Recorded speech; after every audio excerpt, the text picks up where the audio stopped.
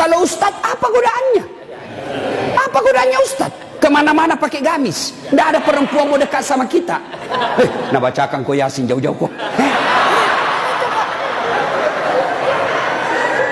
Tapi kalau polisi pak, godaannya banyak. Banyak betul godaannya itu polisi. Masalahnya orang datang pula istri, pakai kok kipas pak. Tak kalah ada pakai situ. Itu. Kalau kita ustadz, siapa yang mau sogoki? Paling nasogoki telur sama sokko. Apa mau nasogokkan ki? Tapi polisi subhanallah, godaannya sangat besar, bebannya sangat besar. Maka disitulah dibutuhkan ibu. Pelihara suamimu. Jangan kau malah jadi tukang kompor. Apa kek, masa kita sudah 17 tahun menikah tidak pernah tongko beli kangat gelang. Itu saja baru polisi baru 3 tahun suaminya gelangnya kayak pelik sepeda. Betul dia baru 3 tahun tapi dia sudah jual sawah warisan. Jangan, Bu, sayangi itu suamimu, kasihan. Jangan kau dorong dia masuk neraka. Ya. Coba kalau ibu-ibu tidak beristri polisi, ibu tidak jadi tidak jadi bayangkari. Karena ibu bayangkari, wah luar biasa, mobil polisi dia pakai piarisan. Iya toh? Iya Bu. Makanya syukuri. Coba kalau ibu tidak nikah sama ibu bapak-bapak polisi, ibu bukan bayangkari, gasturi. Garis Tua Republik Indonesia. Maka bersyukur, ya. Pak, jaga sholat Pak. Saya kasih contoh. Kan ada komandan tak toh? Ada Kapolres.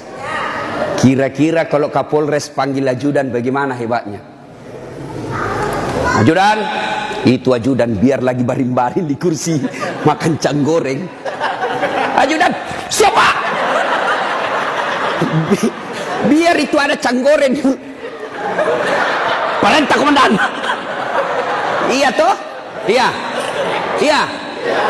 Mana ada ajudan berani dipanggil? Ajudan, tunggu dulu Pak. Bilang aku diinjak lehermu. Coba. Ayo. Begitu takutnya kita sama manusia. Padahal Kapolres paling lama 2 tahun. Mutasi lagi. Tapi begitu takutnya kita sama manusia. Tidak berani kita bilang tunggu. Lalu kenapa ketika azan berkomandan Allah memanggil kita, hayya 'alal falah. Pak polisi, sini kok, saya kasih kok kemenangan. Bapak tahu enggak itu artinya hayya 'alal falah? Itu artinya sini saya kasih kok kemenangan, sini saya kasih kok kejayaan. Allah panggil kok, sini kok saya kasih jadi Kapolsek kok. Sini kok saya kasih kok jadi Kapolres, sini. Tapi apa jawaban kita? Tunggu, lagi meeting. Tuhannya suruh menunggu. Kapolres saja kau tidak berani kasih menunggu. Ini Tuhanmu kau suruh menunggu. Pantas 20 tahun kau jadi polisi tidak bisa kau lepas dari kredit.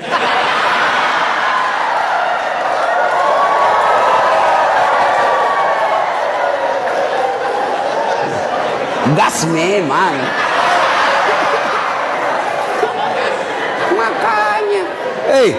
Bagaimana hidupmu mau baik bos jadi polisi? Kau udah bisa cari muka sama atasan. Siap komandan. Siap salah komandan. Bapak kerja sama manusia 10 suruh kerja. Nih kerja ini 10. 9 yang cocok, 1 salah. Yang salah persoalkan. Bodoh memang kau ini. Coba. Nah lupa itu 9 yang cocok. Padahal 9 yang betul, 1 kau dosa. Nah bodoh memang kau ini. Itulah manusia. Kalian capek cari kelakuan baik. Jangan kau terlalu mencari muka sama pimpinanmu. Yuk kerja saja dengan baik sebagai polisi. Ada tupoksimu, ada ini kasat ini, jelas pekerjaannya. Kerja itu dengan baik, perbaiki sholatmu. Allah yang angkat derajatmu. Tapi siapa? Nah bilang ada di Jakarta, cemen lu men. Ayo, serius Pak. Baiki saja sholat. Kecil Pak. Bapak kan punya jalan jadi Kapolsek. Bapak punya jalan untuk jadi Kapolres. Kenapa? Bapak polisi, memang ada jalannya. Yang tidak bisa ada jalannya, saya jadi Kapolres. Tidak ada itu. Tidak ada jalannya itu, bos. Ayo. Yang tidak ada saja jalannya, Allah kasih. Saya ulang. Yang tidak ada saja jalannya, Allah kasih. Apalagi memang ada jalannya. Apa maksudnya?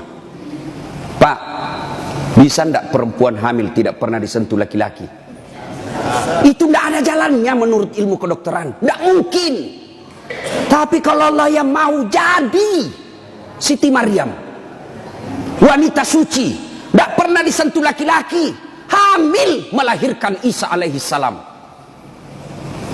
Itu Siti Maryam.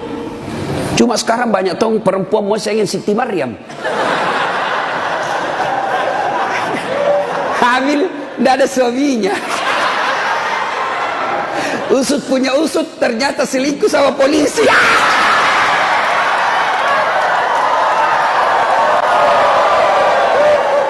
Gas memang. Kau bilang gas. Coba, makanya ku gas. Kasihan ini perempuan kau kasih begitu. Dia mau melapor ke polsek, temanmu itu datang pati melapor.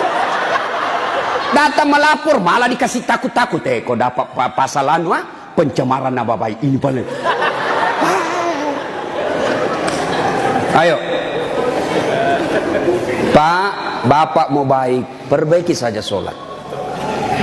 Saya kasih lagi contoh.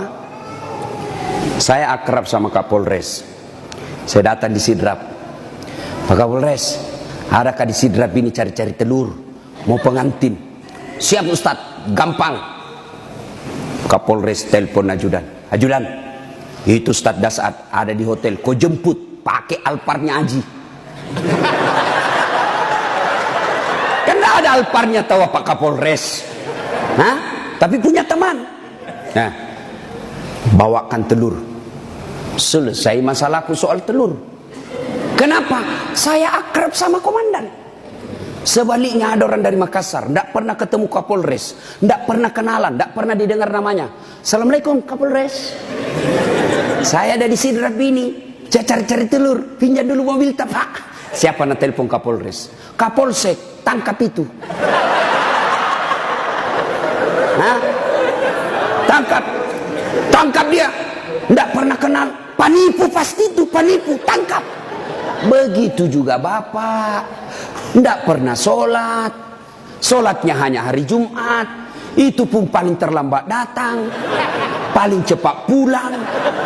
Orang khutbah dia tidur. Pas bangun kamat dia bilang, aliran apa ini masih tidak ada khutbahnya. Bukan aliran apa, kau batin dulu. Ayo, tiba-tiba dimutasi. Tidak ada tempatnya yang bagus-bagus, stres. Jadi berdoa, ya Allah, capek mak ini jadi polisi Tuhan. Kenapa hidupku tambah susah Tuhan?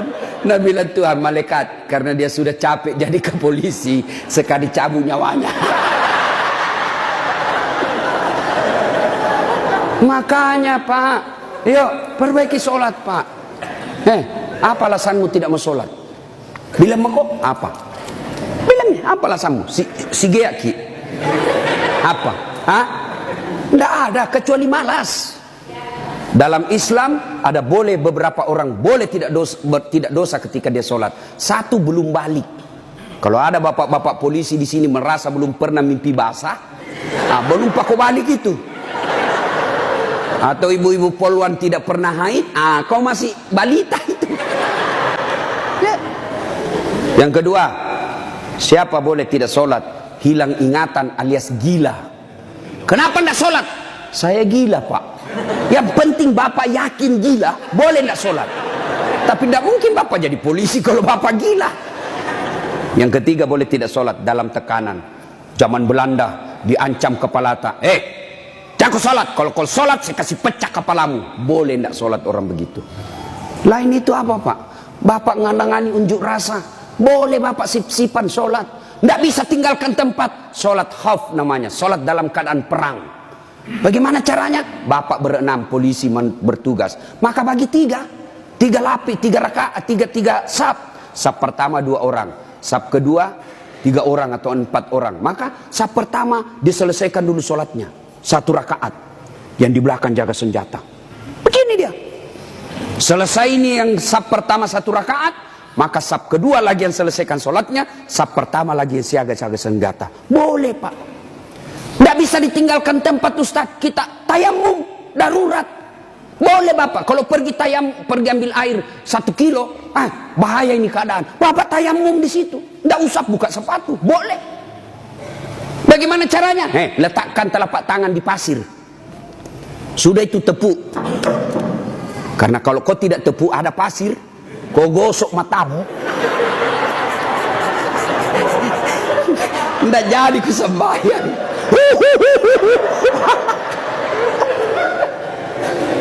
Itu gunanya. Selesai. Agapi.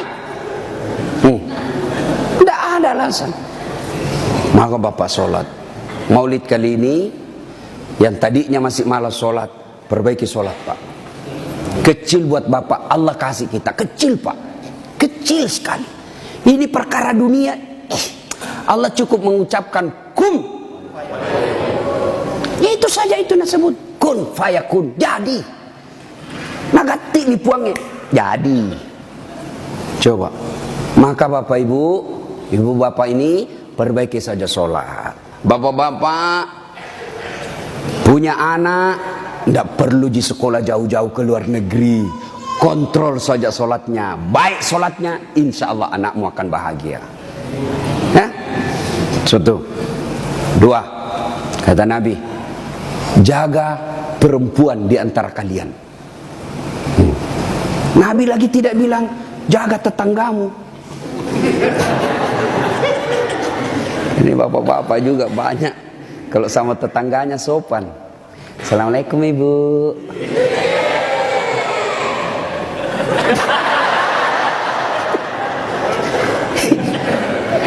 Ibu, kita ini sebenarnya laki-laki tergantung istri.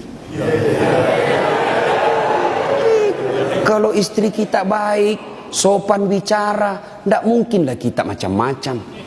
Datang mama tak kuhormati, datang saudara tak kumuliakan, pasti kita berpikir, baik sekali istriku ini. Belum tentu saya dapat perempuan lebih baik dari ini. Ya sudahlah, saya sabar saja menghadapi ini. Tapi kau suka kau ngomel, malas, datang mertuamu tidak pernah enak mukamu. Baru 1 jam duduk kau bilang kapan pulang mak. Datang mertua laki-lakimu langsung kau bilang kasih mbokmu. Datang lagi bapakmu bawa beras 50 kilo, bulan nanti 1 juta. Ada begitu istri tak Pak? Itu yang membuat hidup tak sial. Betul Pak. Kalau ada istri bapak yang tidak tahu menghormati orang tua tak, itu yang membuat hidupmu sial. Maka nasihati itu istri baik-baik. Ini juga ibu-ibu, hargai itu suami. Ya. Untung ibu punya suami, punya anaknya orang. Coba terima beres. Serius kah ini? Datang itu mertua kita hormati, muliakan. Coba, ada kadang-kala ibu-ibu curhat sama saya, Ustaz, kenapa itu suamiku lebih sayang, kasihan satu rumah kak sama mertuaku, mertua perempuanku. Kenapa ini kasihan suamiku, sayangnya sama mamanya saya tidak. Saya bilang, sadar kok ibu, mamanya orang itu, bukan selingkuhannya, bukan istri kedua. Kalau istri kedua boleh kau bilang begitu, bersaing kok. Tapi ini mamanya, dari rahimnya itu, keluar dari perutnya, dia yang didik dia yang kasih jadi polisi, dia yang biaya, kau terima beres.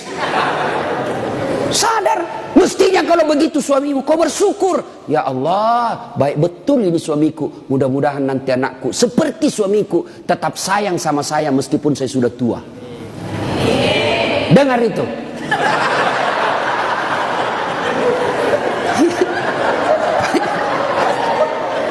Nonton kita ini pun,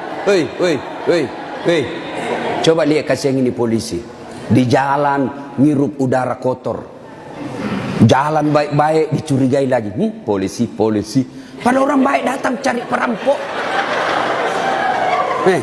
Coba di kantor kalian dimarah-marahi sa komandannya. Siap salah komandan, ditendang di pantatnya. Siap salah komandan, siap salah. Sampai lagi di rumah kau maki-maki lagi. Bodoh memang tahu kenapa kau tidak lawan. Apa mau dilawan? Nah dia Kapolres.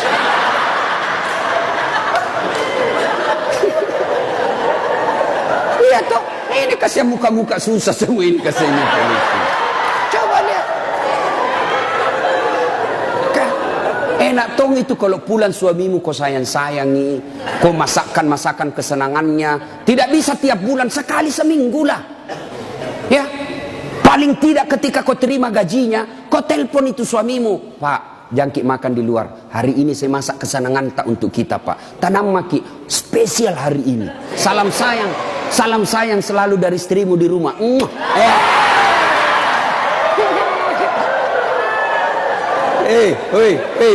Bu, itu suami polisi kalau dapat SMS begitu, nah kasih lihat langsung Satpol PP. Satpol PP polisi setengah. Nah, ada di sini.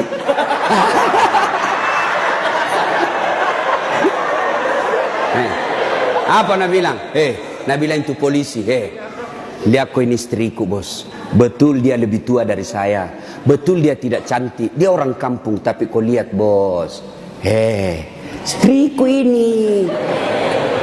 Pernah SMS begitu? Paling kita SMS pak. Jangan lupa singgah beli gas.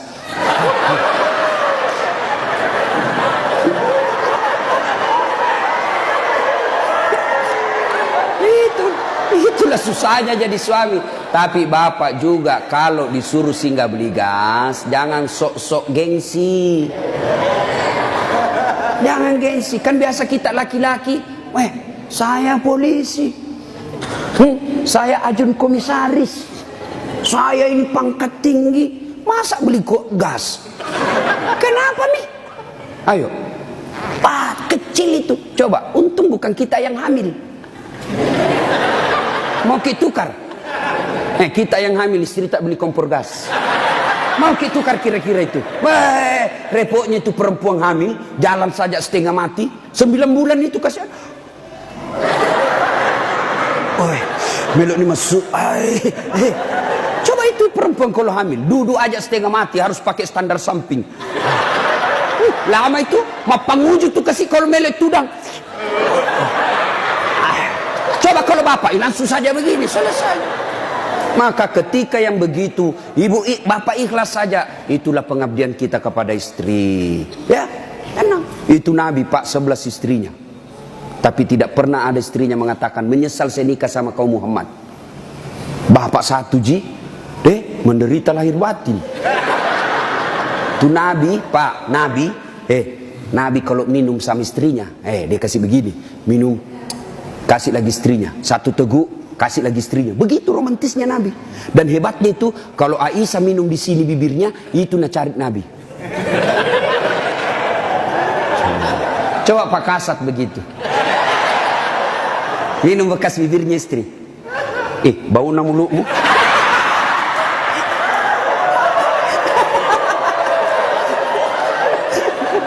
Salatullah Salamullah ala toha rasulillah. Salatullah salamullah ala yasin.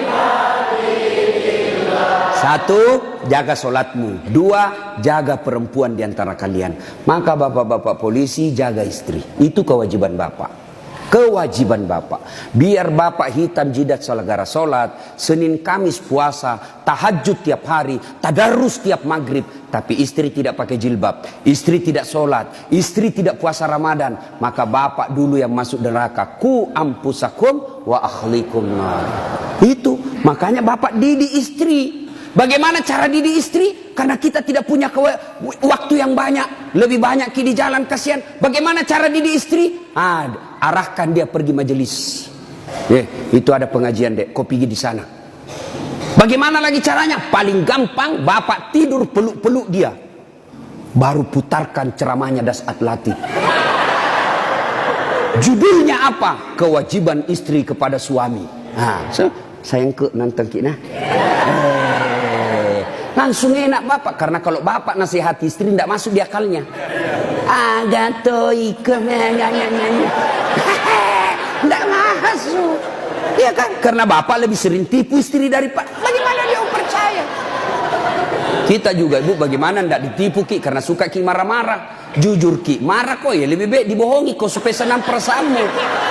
Kenapa kau bohong? Selama ini kau bohong. Ku sayang kau, tidak mau kau luka perasaan, maka ku bohongi kau.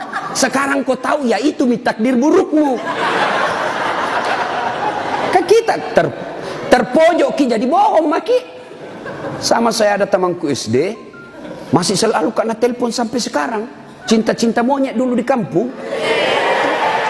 Setelah saya lihat banyak viral, tambah populer Kila Dase.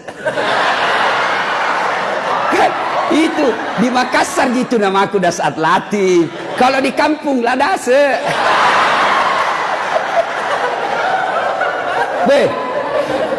Dia selalu lah telepon saya. Nggak enak kan? Nah tahu istriku, bawi perasaannya istri saya hormati sekali istri saya. Saya terima. Nggak enak. Saya blokir. Nah bilang Kak nanti sombong. Terpaksa aku tulis di situ HP ku namanya penjual batu bata. Jangan kau shooting ibu, nanti sampai sama istriku. Bunyi itu telepon. Nah lihat istriku, Ustaz, ada panggilan tak? Dari siapa sayang? Penjual batu bata. Wah. Saya bilang, dia bilang, saya angkat. Oh jangan kau angkat, tagihan. Nggak cukup uangku itu. Istriku kalau bilang uang, nggak mau dia karena nanti uang belanjanya saya ambil. Jangan angkat. Jangan angkat Ustaz, jangan Maki, belum cukup uang. Selamat saya. Satu ketika saya pulang ceramah, bikinlah saya teh. Kan saya bikin sendiri. Saya tahu, oh sudah. Saya minum, kenapa nak asin ini? Barat salah kasih kah ini? Saya pergi lihat toples, tulisannya gula. Isinya, garam. Saya pitanya istriku, sayang, kenapa ini tulis Ki? Gula na isinya garam. Nah bilang, hepon tak juga, lain kita tulis lagi sini.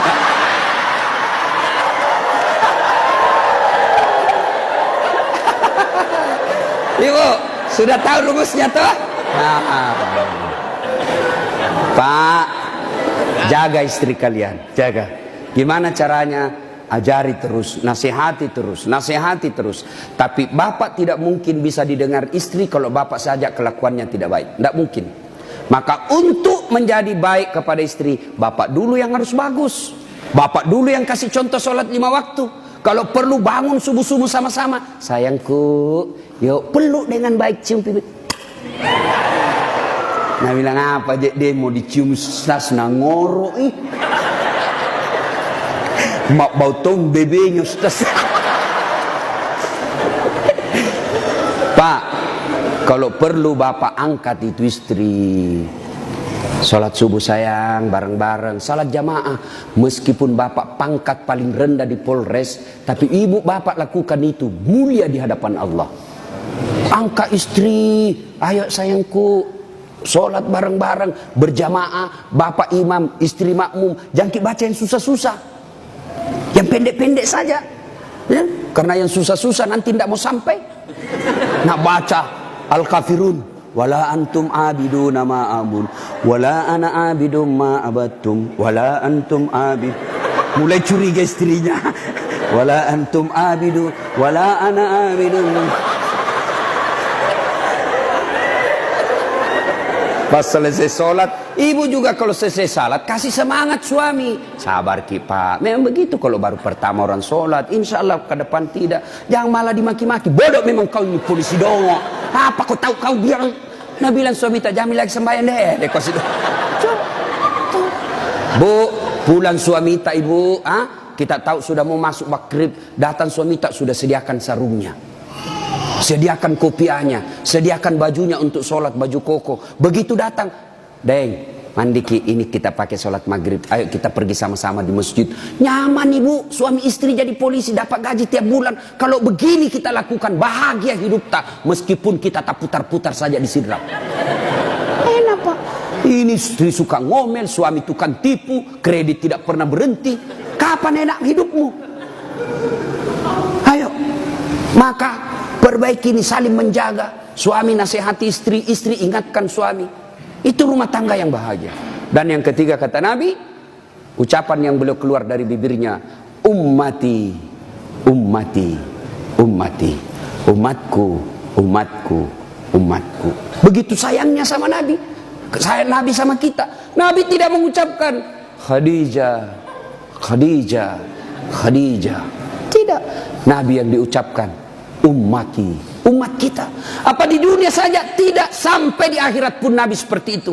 Ketika hari kebangkitan tiba, Allah perintahkan kepada malaikat Jibril, Jibril, kau bangkitkan manusia paling mulia yang sangat aku sayangi, Muhammad sallallahu alaihi wasallam. Nabi Jibril setengah mati mencari, lalu Allah kasih keberkahan, makamnya Nabi keluar asap, didapat. Lalu bangkitlah Nabi. Ya seperti itu yang kita lihat di sirkus, ada manusia yang tiba-tiba naik saja ke permukaan. Lalu Nabi duduk, gosok mata. Jasadnya Nabi Pak sampai detik ini tidak hancur. Seperti ketika beliau hidup, kulitnya tidak rusak. Pernah kan beberapa kali itu kan kuburnya Nabi jasadnya Nabi dicuri. Kan beberapa kali itu, 9 kali. Dan jasadnya pun sudah ratusan tahun meninggal, masih sama. Nah, bangun Nabi, gosok matanya. Lalu Nabi buka, nampak Jibril di depannya. Lalu Nabi berkata, Jibril, hari apa ini? Ya Muhammad, inilah hari kebangkitan yang pernah Allah janjikan kepadamu. Kira-kira kalau bapak bangkit seperti itu, bapak cari siapa? Mana kasihan anakku? Oh, mana itu istriku yang baik sekali? Apa Nabi cari keluarganya? Tidak. Nabi tidak berkata, mana bapakku, rindu saya semua melihat bapak saya, tidak pernah saya lihat wajahnya. Tidak. Siapa yang Nabi cari? Aina ummati. Jibril, mana umatku? Kita yang dicari Nabi Pak. Bayangkan, begitu cintanya Nabi kita. Nabi cinta di dunia sampai di akhirat. Nah sekarang, bagaimana kecintaan kita kepada Nabi? Kalau sahabat luar biasa cintanya kepada Nabi. Nabi sakit ujung akhir hidup beliau. Nabi datang ke masjid sholat subuh. Selesai sholat subuh, Nabi lalu naik pidato. Saudara-saudara sekalian, kita sudah bertahun-tahun membela agama Allah, hidup bareng bersama. Tentu ada yang pernah saya sakiti, baik yang sengaja maupun yang saya tidak sengaja. Kalau ada yang pernah saya sakiti dan saya tidak tahu, tolong balas hari ini. Daripada nanti di akhirat kau membalas, sakitnya berlipat-lipat. Sekarang saya minta balas sebelum saya meninggal. Suasana hening. Abu Bakar paling duluan menangis. Tanda-tanda Nabi sebentar lagi meninggalkan kita ini. Suasana hening. Tiba-tiba dari belakang ada sahabat Nabi namanya Uqasyah. Hitam tinggi besar, berdiri. Ya Rasulullah, saya pernah Anda sakiti. Semua orang balik. Kurang ajarnya ini Uqasyah. Kapan? Waktu itu perang ya Rasul. Saya berada di sampingmu. Rasulullah mengendarakan onta. Onta Rasulullah. Rasulullah menyambut ontanya. Saya di samping, bukan onta yang kena, tapi saya yang kena. Saya mau membalas ya Rasul. Semua kurang ajar. Nabi lagi sakit mau membalas. Umar berdiri. Uqasyah, kalau gatal tanganmu ingin mencambuk, saya kau cambuk sampai mati. Jangan Rasulullah. Kata Nabi, Umar, saya paham maksud baikmu, tapi dosa tidak boleh diwakili. Dosanya Kapolres tidak bisa diwakili Kasat Lantas. Tidak boleh. Mentang-mentang kita komandan ambil dosaku tidak bisa. Sudah. Bangkit lagi Abu Bakar. Uqasyah, sayalah sahabat Nabi paling dekat. Saya selalu bersama beliau. Kalau kau mau cambuk, saya kau cambuk. Sama kau sakiti Rasulullah. Nabi bilang, Abu Bakar, dosa tidak bisa diwakili. Kau duduk. Makin dekat Uqasyah. Ditahan sama cucu beliau, Hasan Hussein. Uqasyah, pamanku. Amure, jangan kasihan kakekku. Lagi sakit. Saya kau cambuk kalau mau. Sama Rasulullah, saya kau cambuk. Nabi berkata, cucuku, saya paham maksud baikmu, tapi dosa tidak bila diwakilkan. Duduk dekat Uqasyah. Ya Rasulullah, waktu Anda cambuk saya tidak pakai baju. Supaya adil, buka bajumu. Semua orang tambah kurang ngajar ini Ukasya. Di depan Nabi satu-satunya pertama kali disuruh buka baju. Nabi buka bajunya. Begitu Nabi buka baju, subhanallah, terjadi keajaiban. Apa? Tercium bau harum. Bahkan ada sahabat Nabi lagi tidur berkeringat. Dia ambil keringatnya Rasulullah satu tetes, dan itu dia bilang, saya tidak pernah mencium seharum baunya Rasulullah keringatnya. Coba, ada kira-kira di sini keringatnya harum? Hah, ada. Kira-kira kalau saya buka baju di sini, bukan bau harum, bau sakulu. Itulah Rasulullah. Lalu apa kata Rasulullah? Ya, baik, saya buka. Kata Nabi, cepat kau Ukasya, jangan kau buat saya lama tidak pakai baju, nanti Allah menghukummu. Maju Ukasya, dia buang cambuknya, lalu dia peluk badan Nabi, dia cium badan Nabi dadanya, lalu sambil menangis, ya Rasulullah, maafkan saya. Hei, apa maksudmu Ukasya? Tadi kau mencambuk saya, sekarang kau menangis memelukku. Kata Ukasya, ya Rasulullah, itu tadi cerita saya cuma karang, itu cari cerita saya cuma buat-buat. Kenapa? Saya tahu sebentar lagi Rasulullah meninggalkan kami. Ingin rasanya kulitku yang hina ini bersentuhan dengan kulitmu ya Rasulullah, karena saya tahu tidak mungkin saya bisa lagi menyentuhnya tanpa saya akali seperti ini. Ya Rasulullah, mau sekali nih kulitku yang hina menyentuh kulitmu yang mulia. Pun kalau saya nanti masuk surga belum tentu sama kita punya kelas. Saya ingin menyentuhmu ya Rasulullah. Saya ingin merapatkan badanku dengan kulitmu yang mulia ini ya Rasulullah. Nabi lalu meneteskan air mata dan berkata, saudara-saudara sekalian, kalau kalian mau tahu temanku di akhirat kelak, inilah karena cintanya kepada Rasulullah Muhammad sallallahu alaihi wasallam. Rasulullah luar biasa cintanya kepada kita. Lalu kalau Bapak cinta kepada Rasulullah, muliakan Rasulullah. Dengan cara apa? Pelihara warisannya. Apa warisan Nabi? Bukan istana. Apa warisan Nabi? Al-ulama'u warisatul anbiya. Muliakan ulama. Bapak-bapak polisi, gunakan kekuasaanmu untuk melindungi pewaris para nabi. Bukan pewaris pejabat. Lindungi pewaris para nabi. Supaya kalian nanti di akhirat ada yang bernyamamu, melindungimu ketika pada saat itu tidak ada lagi perlindungan. Rasulullah pewarisnya bukan gubernur. Rasulullah pewarisnya bukan presiden. Rasulullah pewarisnya bukan Kapolri, tapi pewarisnya Nabi adalah ulama. Muliakan ulama, karena sama saja kalian memuliakan Rasulullah. Tidak usah kau muliakan Dasat Latif, tidak usah kau muliakan kiainya, tapi muliakan ilmu yang beria. Kalian tahu halal haram bukan dari Kapolres. Kalian tahu halal haram, rukun-rukun iman, rukun-rukun haji bukan dari Kapolri, bukan dari sekda, bukan dari bupati, tapi kalian mengetahuinya dari ilmu-ilmu para ulama. Ini saja tausiah kita, mudah-mudahan ada manfaat. Saya ingin berlama-lama, tapi saya harus ada di Makassar pukul 11 karena saya harus perjalanan lanjut ke Kolaka. Terima kasih Pak Kapolres. Saya doakan Bapak beserta istri sehat walafiat, diberikan kemampuan dan kesanggupan untuk menjaga wilayah hukum Sidrap dan sekitarnya. Bapak-bapak polisi, saya berdoa semoga Bapak sekalian selalu dititipkan iman dalam hati, sehingga Bapak betul-betul menjadi pengayom, pelindung, dan pelayan masyarakat. Insya Allah, luar biasa pekerjaan Bapak. Kalau Bapak melaksanakannya dengan baik, Bapak ini bertugas sebagai Umar bin Khattab, menegakkan hukum. Luar biasa. Kalau saya paling hanya bisa menganjurkan di mimbar, tapi kalau Bapak polisi mampu mengamalkan langsung. Saya jangan minum khamar, jangan narkoba. Nah dengar anak muda, tapi kalau Bapak bilang jangan narkoba, langsung ditangkap masuk penjara. Bapak lebih hebat dalam dakwah daripada ustadz. Kalau ustadz di mimbar teriak-teriak, jangan minum khamar. Kita lihat peminum khamar, paling dibilang, dede, mabuk si Ronald muda. Tapi kalau Bapak polisi dapat langsung bisa disegit, borgol, bawa ke penjara. Nah ibu bapak saudara-saudara sekalian, mudah-mudahan ada manfaat. Lebih dan kurangnya mohon dimaafkan. Sebelum kita akhiri, mari kita berdoa kepada Allah.